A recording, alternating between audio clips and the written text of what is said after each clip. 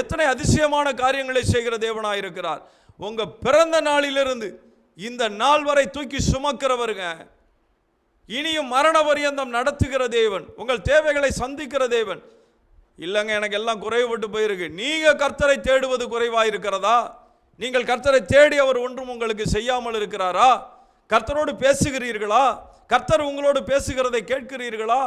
கர்த்தரிடத்தில் கேட்டு பாருங்கள், அவர் பேசுவார். நாம் ஆராதிக்கிற தேவன் உண்மையுள்ள தேவன். அவர் பேசுகிறவர், முகமுகமாய் பேசுகிறவர். ஒரு சிநேகிதனிடத்தில் பேசுகிறதை போல பேசுகிறவர். மோசையினிடத்தில் அப்படித்தான் பேசினார், முகமுகமாய் பேசினார்.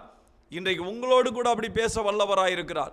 அவரை சார்ந்து கொள்ள வேண்டும், அவரை தேட வேண்டும், அவருக்கு பிரியமாய் மாற வேண்டும், அவர் சித்தத்தை செய்ய வேண்டும், அவருடைய நோக்கங்களை புரிந்து கொள்ள வேண்டும். அப்படி செய்யும் போது தேவன் உங்களோடு பேசி தம்முடைய வல்லமையை விளங்க பண்ணுவார். அற்புத அடையாளங்களை உங்களுடைய வாழ்க்கையிலே நீங்கள்